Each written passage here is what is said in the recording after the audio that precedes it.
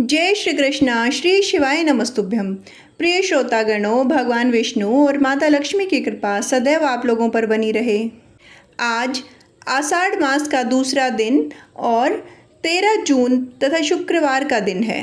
प्रिय श्रोतागणों, आइए आषाढ़ मास महात्म्य के दूसरे दिन का अध्याय शुरू करते हैं। श्री ब्रह्मा जी कहते हैं, हे महामते, भगवान शंकर की जटा में जो दिव्य जल आकर्षित हुआ उसके दो भेद हुए, क्योंकि उसे पृथ्वी पर उतारने वाले दो व्यक्ति थे। उस जल के एक भाग को व्रतदान और समाधि में तत्पर रहने वाले गौतम नामक ब्राह्मण ने भगवान शिव की आराधना करके भूतल तक पहुंचाया, जो संपूर्ण लोक में विख्यात हुआ, तथा दूसरा भाग भगवान क्षत्रिय राजा भागीरथी ने इस पृथ्वी पर उतारा। इसके लिए उन्हें नियमों का पालन करते हुए तपस्या द्वारा भगवान शंकर की आराधना करनी पड़ी थी। इस प्रकार एक ही गंगा के दो स्वरूप हो गए। एक समय की बात है, महर्षि गौतम कैलाश पर्वत पर गए और मौन भाव से कुशा बिछाकर उस पर बैठ गए। फिर पवित्र होकर इस स्तोत्र का गान करने लगे। गौतम कहने लगे, भोग की अभिलाषा रखने वाले जीवों को मनोवांछित भोग प्रदान करने के लिए पार्वती सहित भगवान शंकर उत्तम गुणों से युक्त 8 विराट स्वरूप धारण करते हैं। इस प्रकार विद्वान पुरुष प्रतिदिन भगवान महादेव जी की स्तुति किया करते हैं। महेश्वर का जो पृथ्वी में शरीर है, वह अपने विषयों द्वारा सुख पहुँचाने, समस्त चराचर जगत का भरण पोषण करने, उनकी संपत्ति बढ़ाने और सभी का अभ्युदय करने के लिए है।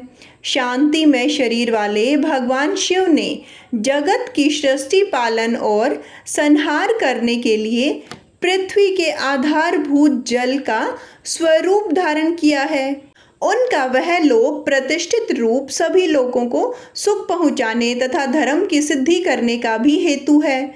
महेश्वर, आपने समय की व्यवस्था करने, अमृत का स्रोत बहाने, जीवों की सृष्टि, पालन और संहार करने तथा प्रजा को मोह, सुख और उन्नति का अवसर देने के लिए सूर्य, चंद्रमा तथा अग्नि का शरीर धारण किया है। हे ईश्वर, आपने जो वायु का रूप ग्रहण किया है उसमें भी एक रहस्य है।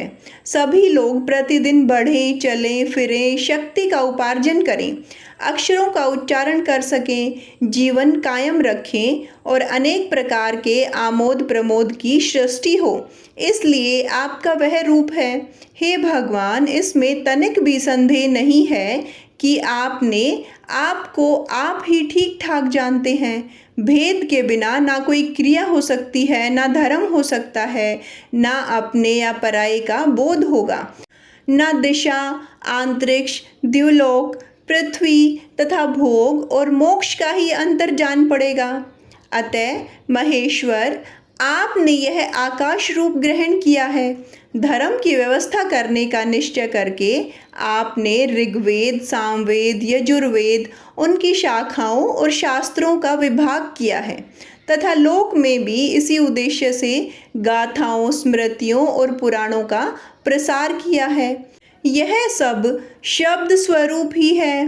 हे शंभु यजमान, यज्ञ, यज्ञों के साधन, ऋत्विक, यज्ञ का स्थान, फल, देश और काल, यह सब आप ही तो हैं, जो सर्वश्रेष्ठ ब्रह्मा पर प्रधान, सारभूत और उपासना के योग्य हैं, जिनका ध्यान तथा जिनकी प्राप्ति करके श्रेष्ठ योगी पुरुष मुक्त हो जाते तथा पुनः संसार में जन्म नहीं लेते। वे भगवान उमापति ही मोक्ष हैं। हे माँ पार्वती, भगवान शंकर जगत का कल्याण करने वाले जैसे जैसे अपार मायामय रूप धारण करते हैं, वैसे वैसे तुम भी उनके योग्य रूप धारण करती हो। इस प्रकार तुम में पातिव्रत जागृत रहता है। गौतम जी के इस प्रकार स्तुति करने पर वृषभांकित ध्वजा वाले साक्षात भगवान शिव उनके सामने प्रकट हुए और प्रसन्न होकर बोले, हे गौतम, तुम्हारी भक्ति, स्तुति तथा उत्तम व्रत से मैं बहुत संतुष्ट हूँ। मांगो, तुम्हें क्या दूँ। जो वस्तु देवताओं के लिए भी दुर्लभ हो वह भी तुम मांग सकते हो। भगवान शंकर के वचनों को सुनकर गौतम ऋषि ने कहा, हे जगदीश्वर, समस्त लोगों को पवित्र करने वाली इन पावन देवी को जो आपने जटा में स्थित और अपने परम प्रिय बना रखा है, ब्रह्मगिरी पर छोड़ दीजिए। यह समुद्र में मिलने तक सबके लिए तीर्थ रूप होकर रहे। इसमें स्नान करने मात्र से मन, वाणी और शरीर द्वारा किए हुए ब्रह्म हत्या आदि समस्त पाप नष्ट हो जाएं। चंद्र ग्रहण, सूर्य ग्रहण, विषुव योग, संक्रांति तथा वैदर्दी योग आने पर हर प्रकार अन्य पुण्य तीर्थों में स्नान करने से जो फल मिलता है वह इनके स्मरण मात्र से ही प्राप्त हो जाए। यह समुद्र में पहुँचने तक जहाँ जहाँ जाए वहाँ वहाँ आप भी अवश्य रहें। यह श्रेष्ठ फल मुझे प्राप्त हो। इन सब के साथ साथ इनके तट से 1 योजन से लेकर 10 योजन तक की दूरी के भीतर आए हुए महापातक मनुष्य की अगर स्नान किए बिना ही मृत्यु को प्राप्त हो जाए तो वे भी मुक्ति के भागी हों। श्री ब्रह्मा जी कहते हैं, गौतम की यह बात सुनकर भगवान शंकर बोले कि इससे बढ़कर दूसरा कोई तीर्थ ना तो हुआ है और ना होगा। यह बात सत्य है और सत्य है और भेदों में भी निश्चित की गई है कि गौतमी गंगा अर्थात गोदावरी सभी तीर्थों से अधिक पवित्र है। ऐसा कहकर भगवान शिव अंतर्ध्यान हो गए।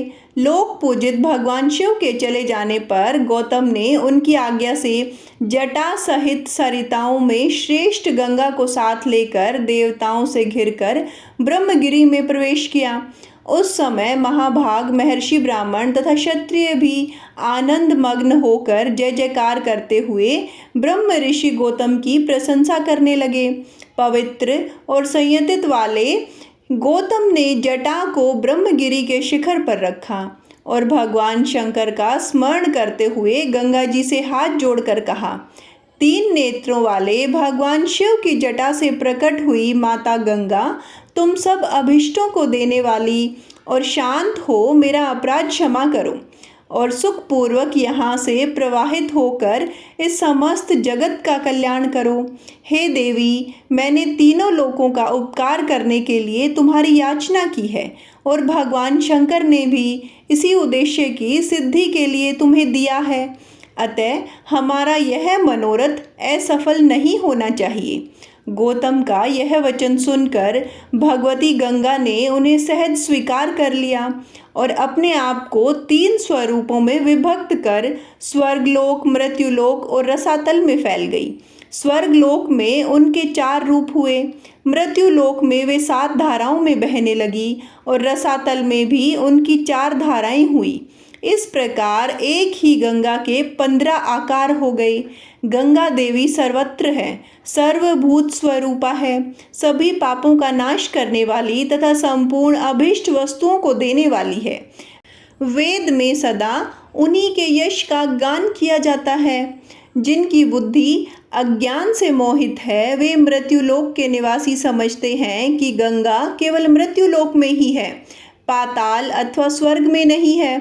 भगवती गंगा तो जहाँ तक पहुँचकर सागर में मिलती है वहाँ तक वे देवमयी मानी गई हैं। महर्षि गौतम के छोड़ने पर वे पूर्व समुद्र की ओर चली गई। उस समय देवऋषियों द्वारा सेवित कल्याणमयी जगत माता गंगा की मुनि श्रेष्ठ गौतम ने परिक्रमा की। इसके बाद उन्होंने देवेश्वर भगवान त्र्यंबकम का पूजन किया। उनके स्मरण करते ही करुणा सिंधु भगवान शिव वहाँ प्रकट हुए और पूजा करके तब महर्षि गौतम ने कहा, देव देवेश्वर महेश्वर, आप संपूर्ण लोगों के हित के लिए मुझे इस तीर्थ में स्नान करने की विधि बताइए। गौतम की बात सुनकर भगवान शिव बोले, हे महर्षि, गोदावरी में स्नान करने की संपूर्ण विधि भी सुन लो। पहले नांदी मुख में श्राद्ध करके शरीर की शुद्धि करो, फिर ब्राह्मणों को भोज कराओ और उनसे स्नान करने की आज्ञा लें। तदंतर ब्रह्मचार्य का पालन करते हुए गोदावरी नदी में स्नान करने के लिए जाएं और ध्यान रहे कि उस समय पतित मनुष्यों के साथ किसी भी प्रकार का वार्तालाप न करें। जिसके हाथ पैर और मन भली भांति संयम में रहते हैं वही तीर्थ का पूरा पूरा फल प्राप्त करता है।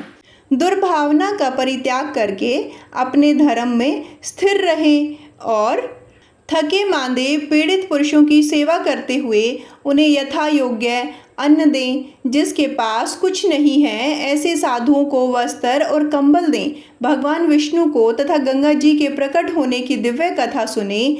इस विधि से यात्रा करने वाला मनुष्य तीर्थ के उत्तम फल का भागी होता है। हे गौतम, गोदावरी नदी में 2-2 हाथ भूमि पर तीर्थ होंगे। उनमें मैं स्वयं सर्वत्र रहकर सबकी समस्त कामनाओं को पूर्ण करता रहूँगा। सरिताओं में श्रेष्ठ नर्मदा अमरकंटक पर्वत पर अधिक उत्तम मानी गई है। यमुना का विशेष महत्व उस स्थान पर है जहाँ वे गंगा जी से मिली है। सरस्वती नदी प्रभास तीर्थ में श्रेष्ठ बताई गई है। तृष्णा, भीष्मरथी और तुंगभद्रा, इन 3 नदियों का जहाँ समागम हुआ है वह तीर्थ मनुष्यों को मुक्ति देने वाला है। इस प्रकार पयोष्णी नदी भी जहाँ ताप्ती में मिलती है वह तीर्थ मोक्षदायक है। परंतु यह गौतमी गंगा मेरी आज्ञा से सर्वत्र सर्वदा और सभी मनुष्यों को स्नान करने पर मोक्ष प्रदान करेगी। कोई कोई तीर्थ किसी विशेष समय में देवता का शुभ आगमन होने पर अधिक पुण्यमय माना जाता है, किंतु गोदावरी नदी सदा ही सबके लिए तीर्थ है। मुनि श्रेष्ठ, 200 योजन के भीतर गोदावरी नदी में 3.5 करोड़ तीर्थ होंगे। यह गंगा निम्न नामों से प्रसिद्ध होगी: महेश्वरी, गंगा, गौतमी, वैष्णवी, गोदावरी, नंदा, सुनंदा, कामदायिनी, ब्रह्मतेज, समानिता तथा सर्व पाप प्रणाशिनी। गोदावरी मुझे सदा ही प्रिय है। वे स्मरण मात्र से पाप राशि का विनाश करने वाली है। 5 भूतों में जल श्रेष्ठ है। जल में भी जो तीर्थ का जल है वही सर्वश्रेष्ठ माना गया है।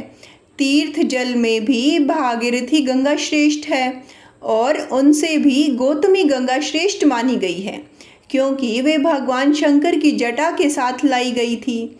अतः इनसे बढ़कर कल्याणकारी तीर्थ दूसरा कोई नहीं है। हे मुनि, स्वर्ग, पृथ्वी और पाताल में भी गंगा सभी मनोरथों को पूर्ण करने वाली है। श्री ब्रह्मा जी कहते हैं, नारद, इस प्रकार साक्षात भगवान शंकर ने संतुष्ट होकर महात्मा गौतम को गोदावरी नदी का जो महात्म्य बतलाया था वही मैंने तुमको विस्तार पूर्वक सुनाया है। इसके आगे की कथा आप सभी अगले अध्याय में सुनिएगा। अब सुनिए एक और पौराणिक कथा। श्री व्यास जी के शिष्य परम बुद्धिमान लोमहर्षण जी ने एकांत में बैठे हुए अपने पुत्र उग्रशर्वा नामक सूत से कहा कि बेटा, तुम ऋषियों के आश्रमों पर जाओ और उनके पूछने पर सभी धर्मों का वर्णन करो। तुमने मुझसे जो संक्षेप में सुना है वह उन्हें विस्तार पूर्वक सुनाओ। मैंने महर्षि वेदव्यास जी के मुख से समस्त पुराणों का ज्ञान प्राप्त किया है और वह सब तुम्हें बतला दिया है। इसलिए अब मुनियों के समक्ष तुम उनका विस्तार के साथ वर्णन करो। प्रयाग में कुछ महर्षियों ने जो उत्तम कुलों में उत्पन्न हुए थे, साक्षात भगवान से प्रसन्न किया था। वे यज्ञ करने के योग्य किसी पावन तेज को जानना चाहते थे। भगवान नारायण भी सबके हितैषी हैं। वे धर्म अनुष्ठान की इच्छा रखने वाले उन महर्षियों के पूछने पर बोले, मुनिवरों, यह सामने जो चक्र दिखाई दे रहा है इसकी कहीं कोई तुलना नहीं है। इसकी नाभि सुंदर और स्वरूप दिव्य है। यह सत्य की ओर जाने वाला है। इसकी गति सुंदर और कल्याणमयी है। तुम लोग सावधान होकर नियम पूर्वक इसके पीछे पीछे जाओ। तुम्हें अपने लिए हितकारी स्थान की प्राप्ति होगी। यह धर्ममय चक्कर यहाँ से जा रहा है। जाते जाते जिस स्थान पर इसकी नेमी जीर्ण शीर्ण होकर गिर पड़ेगी उसी को पुण्यमय प्रदेश समझना। महर्षियों से ऐसा कहकर भगवान अंतर्ध्यान हो गए और वह धर्म चक्र नैमिषण्य के गंगाव्रत नामक स्थान पर गिरा। तब ऋषियों ने नैमिषण्य होने के कारण उस स्थान का नाम नैमिष रख दिया और नैमिषारण्य में बहुत लंबे समय तक चलने वाले यज्ञों का अनुष्ठान आरंभ कर दिया। वहीं तुम भी जाओ और ऋषियों के पूछने पर उनके धर्म विषयक संशयों को दूर करो। इसके बाद ज्ञानी उग्रशर्वा पिता की आज्ञा मानकर उन मुनीश्वरों के पास गए और उनके चरण पकड़कर हाथ जोड़कर उन्हें प्रणाम किया। सूत जी बड़े बुद्धिमान थे। उन्होंने अपनी नम्रता और प्रणाम आदि के द्वारा उन महर्षियों को संतुष्ट किया। वे यज्ञ में भाग लेने वाले महर्षि भी सदस्यों सहित बहुत प्रसन्न हुए और सबने मिलकर सूत जी का यथा योग्य आदर सत्कार किया। महर्षि बोले, देवताओं के समान तेजस्वी सूत जी, आप कैसे और किस देश से यहाँ आए हैं? अपने आने का कारण बताइए। तब सूत जी कहने लगे, महर्षियों, मेरे बुद्धिमान पिता व्यास शिष्य लोमशर्षण जी ने मुझे यह आज्ञा दी है कि तुम मुनियों के पास जाकर उनकी सेवा में रहो और वे जो कुछ पूछें उन्हें बताओ। आप लोग मेरे पूज्य हैं। बताइए, मैं कौन सी कथा कहूँ? पुराण, इतिहास या फिर भिन्न भिन्न प्रकार के धर्म? जो आज्ञा दीजिए वही मैं आपको सुनाऊंगा। सूत जी का यह सुंदर वचन सुनकर वे श्रेष्ठ महर्षि बहुत प्रसन्न हुए। अत्यंत विश्वसनीय विद्वान लोमहर्षण पुत्र उग्रशर्वा को सामने उपस्थित देखकर उनके हृदय में पुराण सुनने की इच्छा जागी। उस यज्ञ में यजमान थे महर्षि शौनक, जो सभी शास्त्रों के विशेषज्ञ, मेधावी और विज्ञान में आरण्य भाग के आचार्य थे। वे सभी महर्षियों के साथ श्रद्धा का आश्रय लेकर धर्म सुनने की इच्छा से बोले। शौनक जी ने कहा, महाबुद्धिमान सूत जी, आपने इतिहास और पुराणों का ज्ञान प्राप्त करने के लिए ब्रह्म ज्ञानियों में श्रेष्ठ भगवान व्यास जी की पहली आराधना की है। उनकी पुराण विषयक श्रेष्ठ बुद्धि से आपने अच्छी तरह लाभ उठाया है। हे महात्मे, यहाँ जो यह श्रेष्ठ ब्राह्मण विराजमान हैं, इनका मन पुराणों में लग रहा है। यह पुराण सुनना चाहते हैं, अतः आप इन्हें पुराण सुनाने की ही कृपा करें। यह सभी श्रोता जो यहाँ एकत्रित हुए हैं बहुत ही श्रेष्ठ हैं। अलग अलग गोत्रों में इनका जन्म हुआ है। यह वेदवादी ब्राह्मण अपने अपने वंश का पौराणिक वर्णन सुने।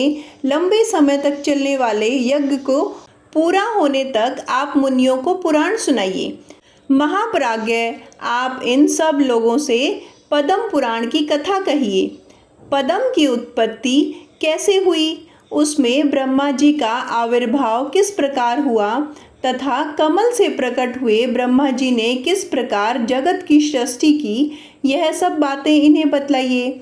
उनके इस प्रकार पूछने पर लोमशर्षण कुमार सूत जी ने बहुत ही सुंदर वाणी में सूक्ष्म अर्थ से भरा हुआ न्याय युक्त वचन कहा। महर्षियों, आप लोगों ने जो मुझे पुराण सुनने की आज्ञा दी है, इससे मुझे बहुत प्रसन्नता हुई है। यह मुझ पर आपका महान अनुग्रह है। संपूर्ण धर्मों के पालन में लगे रहने वाले पुराण वेदता विद्वानों ने जिनकी भली भांति व्याख्या की है, उन पुराणों में वर्णित विषयों को मैंने जैसा सुना है, उसी रूप में वह सब आपको सुनाऊंगा। सत्पुरुषों की दृष्टि में सूत जाति का सनातन धर्म यही है कि वह देवताओं, ऋषियों तथा अमित तेजस्वी राजाओं की वंश परंपरा को धारण करे, उसे याद रखे और इतिहास और पुराणों में जिन ब्रह्मवादी महात्माओं का वर्णन किया गया है, उनकी स्तुति करे। क्योंकि जब वेन कुमार राजा पृथु का यज्ञ हो रहा था, उस समय सूत और माघ ने पहल उन महाराज की स्तुति ही की थी। उस स्तुति से संतुष्ट होकर महात्मा पृथु ने उन दोनों को वरदान दिया था। वरदान में उन्होंने सूत को सूत नामक देश और मागध को मगध का राज्य प्रदान किया। क्षत्रिय के वीर्य और ब्राह्मणी के गर्भ से जिसका जन्म होता है, वह सूत कहलाता है। और ब्राह्मणों ने मुझे पुराण सुनाने का अधिकार दिया है। आपने धर्म का विचार करके ही मुझसे पुराण की बातें पूछी है, इसलिए इस भूमंडल में जो सबसे उत्तम और ऋषियों द्वारा सम्मानित पद्म पुराण है, उसकी कथा आरंभ करता हूँ। श्री कृष्ण द्वैपायन व्यास जी साक्षात भगवान नारायण के स्वरूप हैं। वे ब्रह्मवादी, सर्वज्ञ, संपूर्ण लोकों में पूजित और अत्यंत तेजस्वी हैं। उन्हीं से प्रकट हुई पुराणों को मैंने अपने पिताजी के पास रहकर अध्ययन किया है। पुराण सब शास्त्रों के पहले से विद्यमान हैं। ब्रह्मा जी ने कल्प के आदि में सबसे पहले पुराणों का ही स्मरण किया था। पुराण त्रिवर्ग अर्थात धर्म, अर्थ और काम के साधक और परम पवित्र हैं। उनकी रचना 100 करोड़ श्लोकों में हुई है। समय के अनुसार इतने बड़े पुराणों का श्रवण और पठन असंभव देखकर स्वयं भगवान उनका संक्षेप करने के लिए प्रत्येक द्वापर युग में व्यास रूप से अवतार लेते हैं और पुराणों को 18 भागों में बांटकर उन्हें 4 लाख श्लोकों में सीमित कर देते हैं। पुराणों का यह संक्षिप्त संस्करण ही इस भूमंडल में प्रकाशित होता है। देवलोकों में तो आज भी 100 करोड़ श्लोकों का विस्तृत पुराण मौजूद है। अब मैं परम पवित्र पद्म पुराण का वर्णन आरंभ करता हूँ। उसमें 5 खंड और 55,000 श्लोक हैं। पद्म पुराण में सबसे पहले सृष्टि खंड है, उसके बाद भूमि खंड आता है, फिर स्वर्ग खंड और उसके बाद पाताल खंड है। उसके बाद परम उत्तम उत्तरखंड का वर्णन आया है। बस इतना ही पद्म पुराण है। भगवान की नाभि से जो महान पद्म अर्थात कमल प्रकट हुआ है, जिससे इस जगत की उत्पत्ति हुई है, उसी के वृतांत का आश्रय लेकर यह पुराण प्रकट हुआ है। इसलिए इसे पद्म पुराण कहते हैं। यह पुराण स्वभाव से ही निर्मल है। उस पर भी इसमें श्री विष्णु भगवान के महात्म्य का वर्णन होने से इसकी निर्मलता और भी बढ़ जाती है। देवादिदेव भगवान विष्णु ने पूर्व समय में ब्रह्मा जी के प्रति जिसका उपदेश दिया था और ब्रह्मा जी ने जिसे अपने पुत्र मरीचि को सुनाया था, वही यह पद्म पुराण है। ब्रह्मा जी ने ही इसे जगत में प्रचलित किया है। सूत जी कहते हैं, महर्षि जो सृष्टि रूप मूल प्रकृति के ज्ञाता और इन भावात्मक पदार्थों के दृष्टा हैं, जिन्होंने इस लोक की रचना की है, जिन्होंने योग का आश्रय लेकर संपूर्ण चराचर जीवों की सृष्टि की है, जो समस्त भूतों और अखिल विश्व के स्वामी हैं, उन सच्चिदानंद परमेश्वर को मैं नमस्कार करता हूँ। फिर ब्रह्मा, महादेव, इंद्र आदि लोकपाल और सूर्य देव को एकाग्र चित्त से नमस्कार करके ब्रह्म स्वरूप वेदव्यास जी को प्रणाम करता हूँ। उन्हीं से इस पुराण विद्या को प्राप्त करके मैं आपके समक्ष प्रकाशित करता हूँ। जो नित्य निरंतर सदा सत्व स्वरूप अव्यक्त और सबका कल्याण करते हैं, वह ब्रह्म ही महत्व से लेकर विशेष पर्यंत विशाल ब्रह्मांड की सृष्टि करता है। यह विद्वानों का निश्चित सिद्धांत है। सबसे पहले हिरण्यमय अर्थात तेजोमय अंड से ब्रह्मा जी का प्रादुर्भाव हुआ। वह अंड सब ओर से जल से घिरा हुआ है। जल के बाहर तेज का घेरा और तेज के बाहर वायु का आवरण है, अर्थात वायु से घिरा हुआ है। वायु आकाश से और आकाश भूत आदि अर्थात तामस अहंकार से घिरा हुआ है। अहंकार को महत्व ने घेर रखा है और महत्व अव्यक्त मूल प्रकृति से घिरा हुआ है। उक्त अंड को ही संपूर्ण लोकों की उत्पत्ति का आश्रय बताया गया है। इसके सिवा इस पुराण में नदियों और पर्वतों की उत्पत्ति का बार बार वर्णन हुआ है। मनवंतरों और कल्पों का भी संक्षेप में वर्णन है। पूर्व समय में ब्रह्मा जी ने महात्मा पुलस्त्य को इस पुराण का उपदेश दिया था।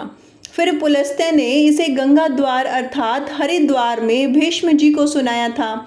इस पुराण का पठन, श्रवण और विशेषता स्मरण धन, यश और आयु को बढ़ाने वाला और संपूर्ण पापों का नाश करने वाला है। जो द्विज अंगों और उपनिषदों सहित 4 वेदों का ज्ञान रखता है, उनकी अपेक्षा वह अधिक विद्वान है। जो केवल इस पुराण का ज्ञाता है, इतिहास और पुराणों के सहारे ही वेद की व्याख्या करनी चाहिए, क्योंकि वेद अल्पज्ञ विद्वान से यह सोचकर डरता रहता है कि कहीं यह मुझ पर प्रहार न कर बैठे, अर्थ का अनर्थ न कर बैठे। तात्पर्य यह है कि पुराणों का अध्ययन बिना किसी वेदों के अर्थ का ठीक ठाक ज्ञान नहीं होता। यह सुनकर ऋषियों ने सूत जी से पूछा, मनु भीष्म जी के साथ पुलस्त्य ऋषि का समागम कैसे हुआ? पुलस्त्य मुनि तो ब्रह्मा जी के मानस पुत्र हैं। मनुष्यों को तो उनका दर्शन होना बड़ा दुर्लभ है। महाभाग भीष्म जी को जिस स्थान पर और जिस प्रकार पुलस्त्य जी का दर्शन हुआ वह सब हमें बतलाइए। सूत जी ने कहा, महात्माओं, साधुओं का हित करने वाली विश्व पावनी महाभाग गंगा जी जहाँ पर्वतमालाओं को भेद कर बड़ी तेजी से बाहर निकली, वह महान तीर्थ गंगा द्वार के नाम से विख्यात है। पितृभक्त भीष्म जी वहीं निवास किया करते थे। वे ज्ञानोपदेश सुनने की इच्छा से बहुत दिनों से महापुरुषों के नियम का पालन करते थे। स्वाध्याय और तर्पण के द्वारा देवताओं और पितरों की तृप्ति तथा अपने शरीर का शोषण करते हुए भीष्म जी के ऊपर भगवान ब्रह्मा बहुत प्रसन्न हुए। वे अपने पुत्र मुनि श्रेष्ठ पुलस्त्य जी से इस प्रकार बोले, बेटा, तुम कुरुवंश का भार वहन करने वाले वीरवर देवव्रत के, जिन्हें भीष्म भी कहते हैं, उनके पास जाओ। उन्हें तपस्या से निवृत्त करो और इसका कारण भी बतलाओ। महाभाग भीष्म अपने पितृभक्ति के कारण भगवान का ध्यान करते हुए गंगा द्वार में निवास करते हैं। उनके मन में जो जो कामनाएं हों उन्हें शीघ्र पूर्ण करो, देर नहीं होनी चाहिए। पितामह का वचन सुनकर मुनिवर पुलस्त्य गंगा द्वार में आए और भीष्म जी से इस प्रकार बोले कि वीर, तुम्हारा कल्याण हो। तुम्हारे मन में जो इच्छा हो उसके अनुसार कोई वर मांगो। तुम्हारी तपस्या से साक्षात भगवान ब्रह्मा जी प्रसन्न हुए हैं।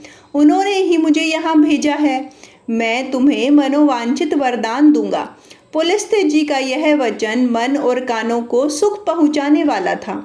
उसे सुनकर भीष्म ने आंखें खोल दी और देखा पुलस्त्य जी सामने खड़े हैं।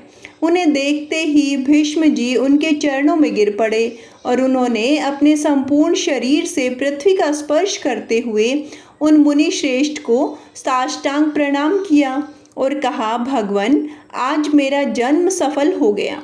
आज का दिन बहुत ही सुंदर है, क्योंकि मुझे आपके विश्वंत चरणों का दर्शन जो प्राप्त हुआ है। आज आपने दर्शन दिए और विशेषतः मुझे वरदान देने के लिए गंगा जी के तट पर पदार्पण किया। इतने में ही मुझे अपनी तपस्या का सारा फल मिल गया। यह कुश की चटाई है, इसे मैंने अपने हाथों से बनाया है और जहाँ तक हो सकता है इस बात का भी प्रयास किया है कि यह बैठने वालों के लिए आराम देने वाली हो। अतः आप इस पर विराजमान हो जाइए। यह पलाश के दोने में अर्घ्य प्रस्तुत किया गया है। इसमें दूध, चावल, फूल, कुश, सरसों, दही, शहद, जौ और धूप आदि मिले हुए हैं। प्राचीन काल के ऋषियों ने यह अष्टांग अर्घ्य की अतिथियों को अर्पण करने योग्य बताया गया है। अमित तेजस्वी भीष्म के यह वचन सुनकर ब्रह्मा जी के पुत्र पुलस्त्य मुनि कुशा के आसन पर बैठ गए। उन्होंने बड़ी प्रसन्नता के साथ पद्य और अर्घ्य स्वीकार किया।